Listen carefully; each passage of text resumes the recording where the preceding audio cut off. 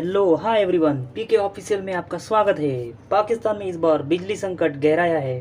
पहले ही महंगाई से त्रस्त पाकिस्तान 14 घंटे लोड शेडिंग झेल रहा है और जुलाई में बिजली के रेट बढ़े जाने से मीडिया में हड़कंप है। और उधर पाकिस्तान का बरादर मुल्क अफगानिस्तान भी भारत से दोस्ती बढ़ा रहा है और आईएमएफ लोन शर्तों पर देने की बात कर रहा है। तो आप ये वीडियो ज़रूर देखिए और कमेंट, लाइक, सब्सक्राइब कीजिए। वफाकी बजट आज पेश किया गया। मजीद भारी बोझ जो है वो हुकूमत की जानिब से अवाम पे डाल दिया गया है। इम्पोर्टेड हुकूमत की अवाम पर महंगाई की बमबारी, एक बार फिर बिजली महंगी करने की हो गई तैयारी। दोस्तों कि इंडिया ने एक चीज महसूस की है कि जब से अफगानिस्तान में तालिबान आए हैं, तो पहले तो जब अगस्त में ये तब्दीलियां आई, सारी इंटरनेशनल कम्युनिटी अफगानिस्तान से निकल गई, तो उस वक्त एक चीज स्टैब्लिश हुई कि अफगानिस्तान का फ्यूचर क्या है। तो हमें पता चला कि इंटरनेशनल कम्युनिटी अफगानिस्तान से इंगेज फॉर अ मोमेंट नहीं करने वाली। कल भी मैं देख रहा था यूएन जनरल असेंबली में और सिक्योरिटी काउंसिल में कुछ अफगानिस्तान के हवाले से बातें हो रही थी और कहा जा रहा था वहां खवातीन का मुस्तकबिल कोई नहीं है, ह्यूमन राइट्स नहीं है, ये वो आगे पीछे। लेकिन इंटरनेशनल कम्युनिटी ने ये डिसाइड किया हुआ कि हमने तालिबान के साथ इंगेज नहीं करना। ठीक हो गया, नहीं करना। लेकिन आप ये देखिए कि इंडिया जो है वो एक रीजनल अरेंजमेंट एस्टैब्लिश कर रहा है, जिसका हमने पहले भी जिक्र किया और जिस हवाले से नेशनल सिक्योरिटी एडवाइजर्स की मुलाकातें जो हुई हैं। आपने अगर ये नोट किया हो कि रिसेंटली इंडियन फॉरेन ऑफिस के कुछ लोग अफगानिस्तान गए, उन्होंने अफगानिस्तान के जो फॉरेन मिनिस्टर थे आमिर मुत्तकी साहब से मुलाकात की और उनको बताया कि उनके प्लान्स क्या हैं। और वो तो लार्जली ये बताया गया जी कि हमने जो इन्वेस्टमेंट की हुई है हम उसको जिंदा रखना चाहते हैं। अब जारी बात है, वो क्या कहते हैं, अफगानियों को तो चाहिए, तालिबान को तो चाहिए कोई सपोर्ट आए, और अगर इंडिया की शक्ल से सपोर्ट आती है तो अच्छा है। वो तो कहते हैं हमें सपोर्ट मिले।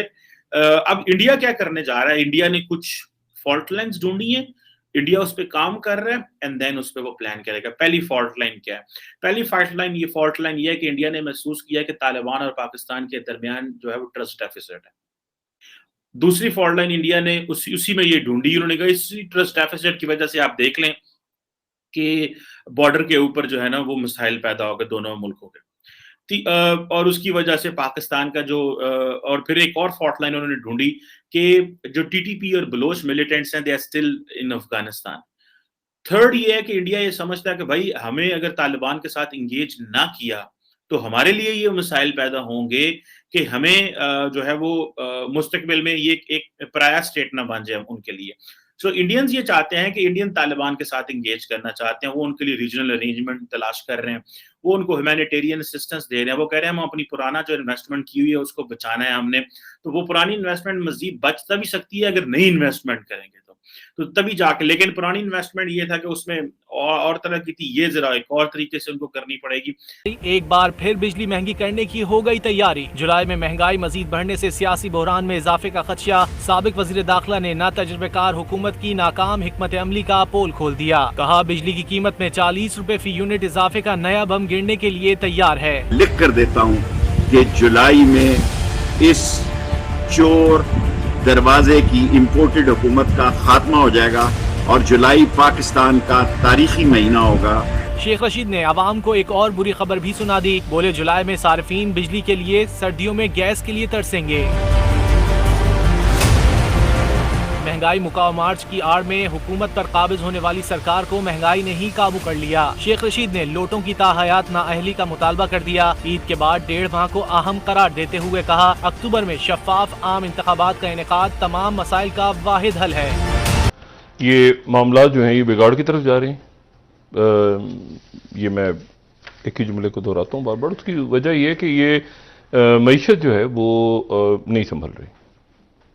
आईएमएफ जो है वो मजीद डू मोर उनकी तरफ से हर थोड़े दिन के बाद ये बात कर देते हैं, कह देते हैं, उसके बाद वो वहाँ से फिर कोई दोबारा बात आ जाती है।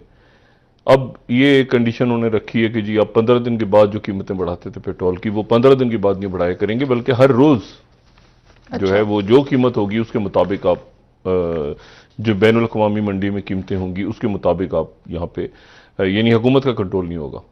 यानी वजीर आजम ये नहीं कह सकेंगे या वजीर ख़जाना ये नहीं कह सकेंगे कि हम अगले 10 दिन तेल की कीमतें नहीं बढ़ाएंगे। तो रोज़ कीमतें जो हैं उनके ऊपर से हुकूमत का कंट्रोल ख़त्म हो कहते हैं करें। फिर आप वो कहते हैं कि ये बदउनवानी के ख़िलाफ़ जो है वो। अच्छा, अब बदउनवानी की को अगर IMF देखेगी आके, तो मुझे आप ये बताएं कि फिर तो मुख्तलिफ अदारे और मुख्तलिफ, मतलब वो एक अपना कोई ऐसा सेटअप क्या बनाना चाह रहे हैं कि वो बदउनवानी को भी चेक करेंगे पाकिस्तान में बैठ के। तो उनकी तरफ से तो बातें आती ही जा रही हैं और बदउनवानी ख़त्म होगी, और उसके लिए अब वजारत ख़जाना से मैंने पूछा, मैंने कहा जी ये क्या कंडीशन है ये कि बदउनवानी के लिए भी IMF एक टास्क, इतने सारे तो अदारे हैं, एक नैब है, एक FIA है, एक जो एंटी करप्शन के अदारे हैं, खुदा जाने कितने अदारे हैं। वो जितने ज़्यादा अदारे हैं उतनी ही ज़्यादा करप्शन है मुल्क में। तो बात यह है कि अब एक और अदारा बनेगा, तो वो अदारा उन अदारों के साथ काम करेगा, क्या करेगा, तो वो कोई सर पैर अभी तक उनकी तरफ से आया नहीं है। और ये मामला कोई चला गया है पाकिस्तान को पैसे मिलने का तकरीबन अगस्त तक चला गया मामला, यानी ये जो 1 अरब या 2 अरब डॉलर्स पाकिस्तान को, हाँ ये क्योंकि अभी तो स्टाफ लेवल एग्रीमेंट होगा, फिर उसके बाद जो है वो बोर्ड बैठेगा, एग्जीक्यूटिव बोर्ड मंजूरी देगा, तो ये मामला आगे चला गया। और मईशत इस दौरान जो है वो यहाँ पे हवा में झूलती रहेगी कि क्या करना है क्या नहीं करना, हो रहा है नहीं हो रहा अभी। तो वो जो एक गिरफ्त होती है ना, और ये गिरफ्त जो है ये बराह रास्त आपकी हर मुल्क की इस वक्त पूरी दुनिया में इस वक्त इस तरह से नथी हो चुकी है मईशतें आपकी खारजा पॉलिसी के साथ, और आपके अंदरूनी सियासी हालात अगर अच्छे नहीं हैं मुल्क के अंदर, अदम इस्तेकाम है, तो उसका क्यों ना दूसरे मुल्क फ़ायदा उठाएं। हर मुल्क को ही हक है कि वो फ़ायदा उठाए। तो आपके इस वक्त कोई बरादर मुल्क या दुश्मन मुल्क, आप मुल्क अपने अपने फ़ायदे देख रहे हैं, मफादात देख रहे हैं, और वही देख रहे हैं कि पाकिस्तान क्या करता है और पाकिस्तान जो है वो क्या करता है। ये पाकिस्तान लोग देख ही रहे हैं काफ़ी अरसे से कि पाकिस्तान क्या करता है। तो मुझे तो ये अब पॉलिटिकली आप देखें ना, इंस्टेबिलिटी, मतलब इत्तेहादी हैं नहीं हैं, खुश हो जाते हैं फिर नाराज हो जाते हैं, फिर खुश हो जाते हैं, फिर वजारत मिल जाती है, फिर खुश हो जाते हैं, फिर ये होता है, फिर नाराज हो गए, और इसी तरह से पंजाब हुकूमत फैसला कल होगा, अब नहीं होगा, क्या होगा दोबारा। ये वो इश्यूज हैं जो कि रियासत के इश्यूज नहीं हैं, जिनसे आम आदमी के मसाइल का कोई ताल्लुक नहीं है। ठीक है ना, मेरी तरफ से जो है वो एक कोई जो है वो वडेरा कहीं आके बैठ जाए, या कोई एक चौधरी बैठ जाए, या कोई एक फलां बैठ जाए, कोई फर्क नहीं पड़ेगा।